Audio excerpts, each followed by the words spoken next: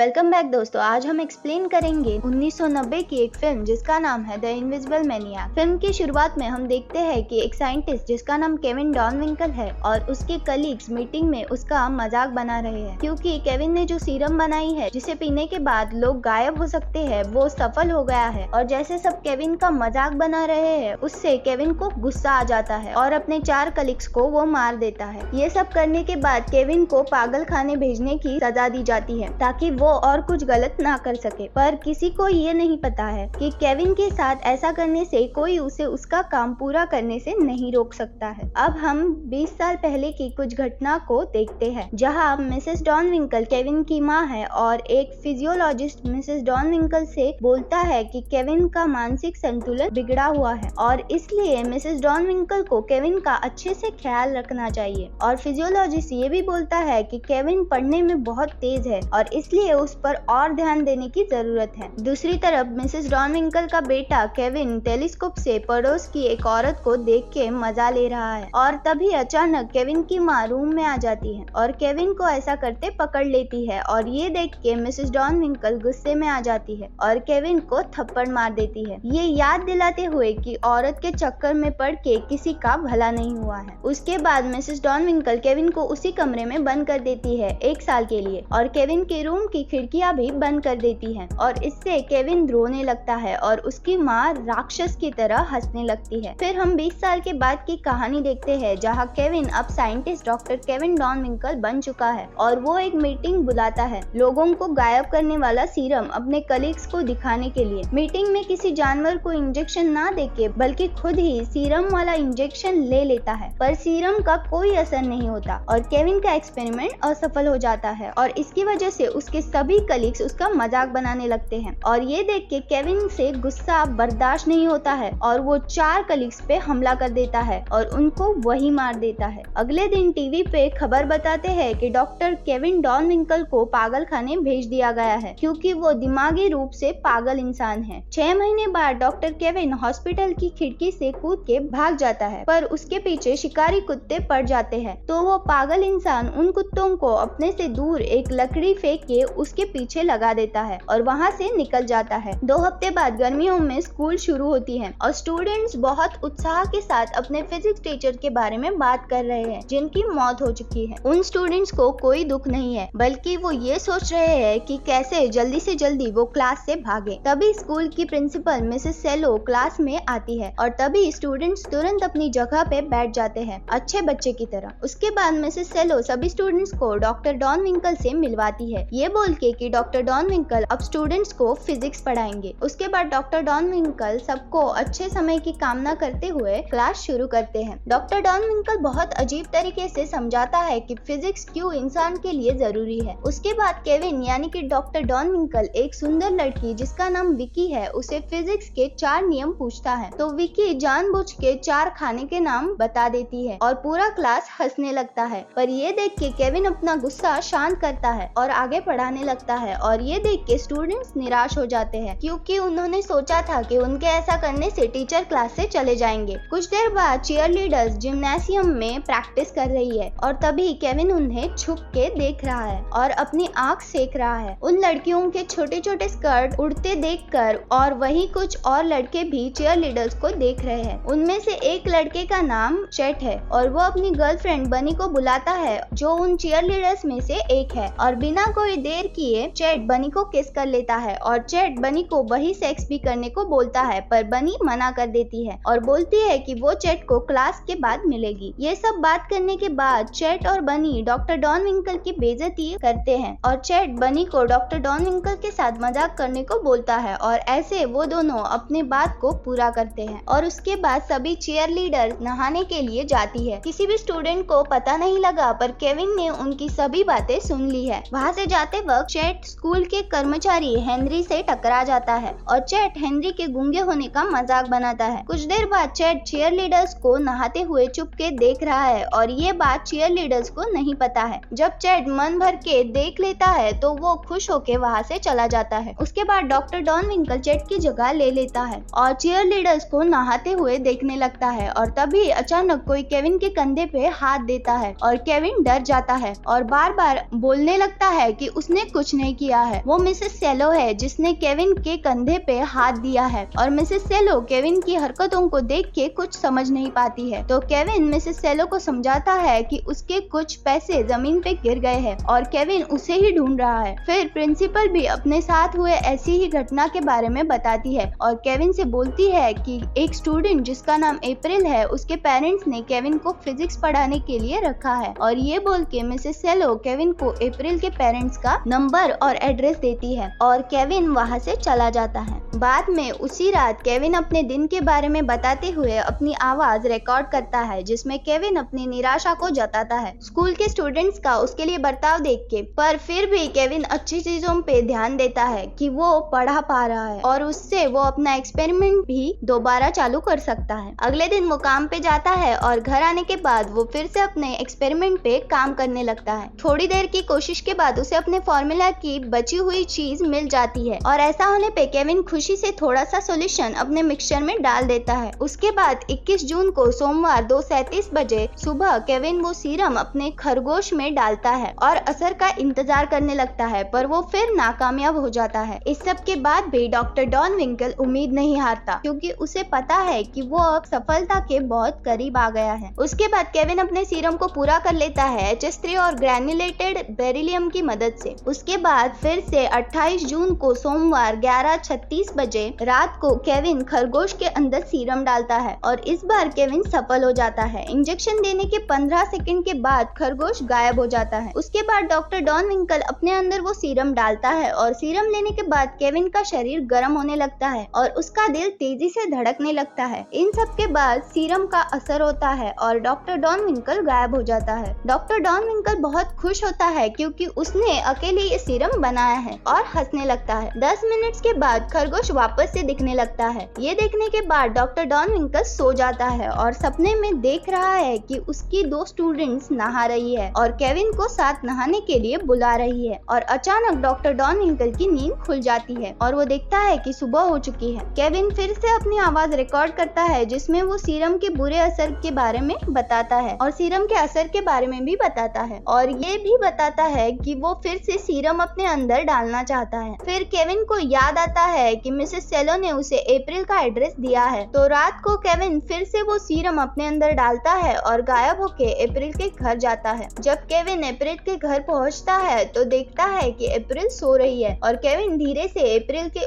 ऊपर से रजाई खींचता है और उसके बाद अप्रैल के कपड़े को ऊपर करता है और अप्रैल के ऊपर के शरीर को नंगा कर देता है। पर अप्रैल थोड़ा सा हिलती है तो केविन वहाँ से चला जाता है। अगले दिन डॉक्टर डॉन विंकल जल्दी काम पे जाता है पर वो घबरा जाता है जब विकी उसे सीड्यूस करते हुए बोलती है कि वो फिजिक्स में A ग्रेड लाने के लिए कुछ भी करने को तैयार है। पर डॉक्टर डॉन विंकल विकी को मना कर देता है और सही तरीके से पढ़ाई करने को बोलता है, पर विकी डॉन विंकल का हाथ लेके अपने ब्रीस पे रख लेती है और तभी अचानक बेल बजती है और सभी स्टूडेंट्स क्लास में आ जाते हैं। तो विकी ऐसा दिखाती है कि जैसे कुछ हुआ ही नहीं है। अपना ध्यान हटाने के लिए डॉन विंकल सबको एक सरप्राइज टेस्ट देता है तो उस पे सभी स्टूडेंट्स शिकायत करने लगते हैं, पर डॉन विंकल कुछ नहीं सुनता है। थोड़ी देर बाद गॉर्डन और विकी एक दूसरे को देखने लगते हैं और सब अपनी बुक एक एक करके जमीन पे गिराने लगते हैं और इससे डॉन विंकल चौंक जाता है और डॉन विंकल के चेहरे के चौंकने वाले भाव देख के स्टूडेंट्स हंसने लगते हैं। ये सब देख के डॉन विंकल को अपने पुराने दिन याद आ जाते हैं जब उसके कलीग्स भी इसी तरह डॉन विंकल पे हंस रहे थे और इसलिए डॉन विंकल गुस्सा हो जाता है। डॉन विंकल स्टूडेंट्स पे चिल्लाता है और सरप्राइज टेस्ट के पेपर ले लेता है और सबसे बोलता है कि वो सबको फेल कर देगा और ये सुन के पूरे क्लास का माहौल बदल जाता है। उसी समय मिसेस सेलो चैट को अपने ऑफिस में बुलाती है। जब चैट ऑफिस में जाता है तो मिसेस सेलो बोलती है कि चैट के ग्रेड्स बहुत कम है और ऐसे में वो कॉलेज नहीं जा पाएगा। तो चैट अपने फुटबॉल स्कॉलरशिप के बारे में पूछता है, पर मिसेस सेलो बोलती है कि ये तभी होगा जब वो उसके लिए हाँ बोलेगी। तो चैट पूछता है कि उसे क्या करना होगा, तो प्रिंसिपल अपने शर्ट के बटन्स खोलते हुए बोलती है कि वो उसकी मदद कर सकती है अगर चैट मिसेस सेलो को मजे दिलाएगा। ये सुनते ही चैट अपना मुंह मिसेस सेलो के ब्रीस में घुसा देता है। उसके बाद चीयर लीडर्स ने प्रैक्टिस कर लिया और नहाने के लिए गई और वहाँ वो सब फिजिक्स टीचर डॉक्टर डॉन विंकल की बात और बेइज्जती कर रही है। विकी बोलती है कि कैसे उसने डॉन विंकल को सीड्यूस किया और डॉन विंकल ने उस सब को सच मान लिया और उसके बाद वो सब चीयर लीडर्स डॉन विंकल का मजाक बनाने लगी, पर उन लोगों को ये नहीं पता है कि डॉन विंकल उनके बीच ही है, अपने सीरम को अपने अंदर डाल के। डॉन विंकल ये सोचता है कि इस सीरम की एक बुराई भी है कि जब डॉन विंकल इन लड़कियों को देखता है तो उससे रहा नहीं जाता है। डॉन विंकल थोड़ी देर देखता है, पर जब उसे रहा नहीं जाता तो वो बेटी के पे थप्पड़ मारता है और सभी फ्रेंड्स बेटी पे हंसने लगते हैं। उसके बाद सभी चीयरलीडर्स वहाँ से चली जाती है, पर विकी वही नहा रही होती है और हेनरी चुपके उसे देख रहा है। पर तभी अचानक चैट हेनरी को पकड़ लेता है और वहाँ से जाने को बोलता है। हेनरी चैट से कुछ कहना चाहता है, पर चैट उसको नजरअंदाज कर देता है और हेनरी को भगा देता है और फिर चैट खुद विकी को देखने लगता है। उसी शाम केविन को एक बुरा सपना आता है जिसमें वो अपनी सभी पुरानी चीजें देख रहा है। वो ये भी देख रहा है कि कैसे उसके बचपन में उसकी माँ ने उसके साथ किया था। फिजियोलॉजिस्ट ने बताया है कि केविन औरतों को नुकसान पहुंचा सकता है जब वो गायब होता है। तो अगले दिन हेनरी लड़कों के रूम में जाता है, पर चैट और गॉर्डन उसे बाहर निकाल देते हैं। उसके बाद चैट और गॉर्डन बात करते हैं कि हेनरी कितना अजीब है और वो दोनों आगे ये बात करते हैं कि कैसे वो डॉन विंकल के साथ मजाक को चालू रखेंगे। पर उन दोनों को ये नहीं पता है कि डॉन विंकल उन दोनों की बातें सुन रहा है। बाद में डॉन विंकल क्लास में पढ़ा ही रहा होता है कि तभी मिसेस सेलो उसे अपने ऑफिस में बुलाती है। जब डॉन विंकल ऑफिस में जाता है तो देखता है कि प्रिंसिपल एक कुर्सी पे बैठी है, दूसरी तरफ मुंह करके। उसके बाद प्रिंसिपल डॉन विंकल से उसकी जिंदगी के बारे में पूछती है। मिसेस सेलो डॉन विंकल से पूछती है कि क्या उसकी कोई बीवी या गर्लफ्रेंड है, और जब डॉन विंकल बोलता है कि उसकी कोई बीवी या गर्लफ्रेंड नहीं है तो मिसेस सेलो कुर्सी के साथ डॉन विंकल की तरफ मुड़ जाती है। मिसेस सेलो ने एक काली नाइटी पहन रखी है और डॉन विंकल से बोलती है कि वो डॉन विंकल को मजा देगी। उसके बाद मिसेस सेलो बोलती है कि केविन उसे अच्छा लगता है और उन दोनों को एक दूसरे की जरूरत को पूरा करना चाहिए, पर केविन मना कर देता है और उससे मिसेस सेलो को गुस्सा आ जाता है और गुस्से में मिसेस सेलो केविन को खाली सिरिंज दिखाती है जिससे केविन गायब होने वाला सीरम लेता है और मिसेस सेलो केविन को ये दिखा के धमकी देती है और पुलिस को कॉल करने लगती है। पर केविन उसे शांत करता है और धीरे से उसके गालों को छूता है और मिसेस सेलो को किस कर लेता है और किस करते हुए वो धीरे से